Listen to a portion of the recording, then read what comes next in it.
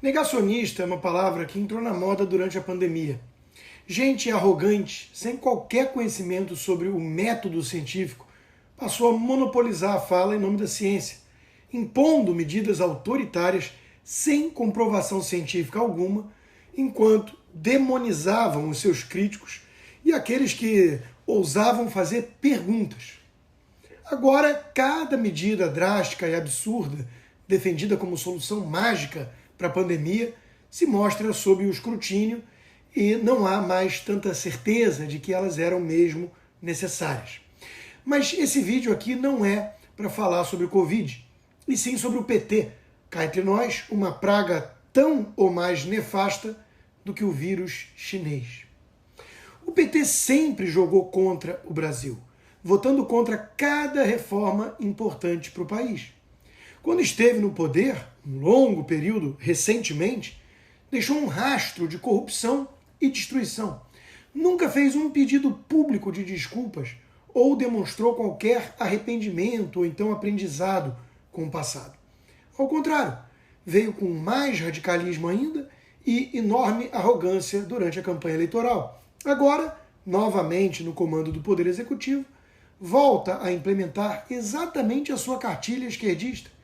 Mas alguns tucanos que fizeram o L se mostram com medo, preocupados, decepcionados. O que eles esperavam? Por que pensaram que haveria algo diferente disso? Ninguém sabe a resposta.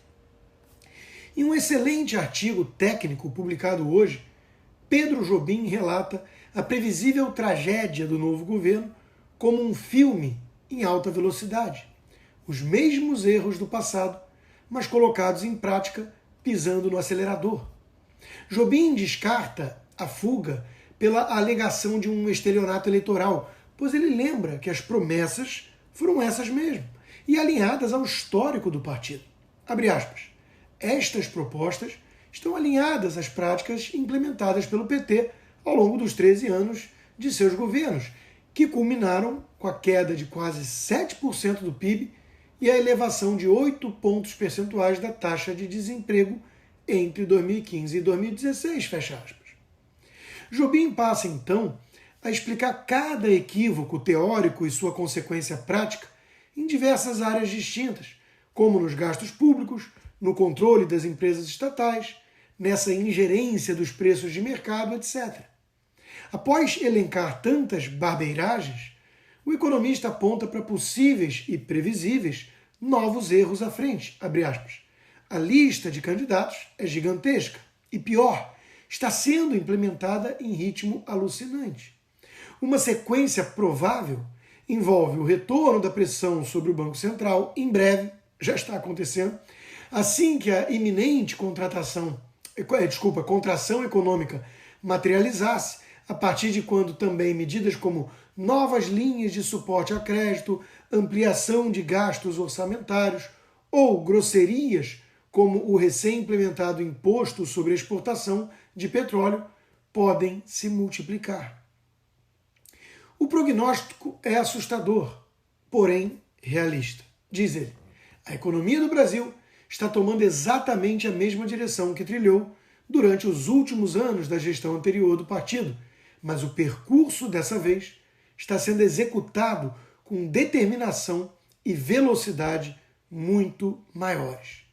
O país, envelhecido, endividado e submetido a crescente insegurança jurídica, parece pronto a mergulhar num caminho de difícil retorno. Fecha aspas. A Argentina está logo ao lado para ilustrar o perigo do lulismo. Os argentinos fizeram L antes e por isso mesmo amagam uma inflação de 100% e uma miséria galopante. Mas não faltou tucano de mercado disposto a fazer o L, mesmo sabendo disso tudo, por ódio ou nojo a Bolsonaro e por uma repetida narrativa de ameaça à democracia. Agora, alguns jornalistas já assumem o legado positivo de Paulo Guedes, com timidez, pois não conseguem separar o ministro do seu chefe Bolsonaro, por mais que tentem. O PT fala em herança maldita, mas os dados vão comprovando que o governo anterior deixou um país nos trilhos e crescendo. Luciano Trigo mostra na sua coluna de hoje na Gazeta do Povo que é preciso ignorar todos os números para manter essa narrativa furada. Abre aspas. Diante desses números, qualquer pessoa com um mínimo de honestidade intelectual deveria reconhecer algum mérito de Paulo Guedes na gestão da economia. Fecha aspas. Mas, claro, falta honestidade intelectual a quase todos da esquerda, inclusive esses tucanos de mercado. A economia não foi o calcanhar de Aquiles de Bolsonaro, em que pese uma pandemia no caminho, com essas medidas drásticas defendidas pelos tucanos. Eram grupos poderosos demais, unidos com interesses obscuros, diz Trigo. Havia uma verdadeira obsessão coletiva em tirar Bolsonaro da presidência. Obsessão que uniu o consórcio da grande mídia, uma parcela do empresariado, os inimigos da Lava Jato, os políticos da tal frente ampla e até mesmo uma parte do poder judiciário. Difícil derrotar tantos oponentes em uma eleição. Queriam se livrar de Bolsonaro a qualquer custo. Pelo visto, o custo vai ser bem alto para o povo brasileiro, para o trabalhador honesto, para os mais pobres. Trigo conclui: a não ser em caso de manipulação, os números costumam ser indiferentes às narrativas.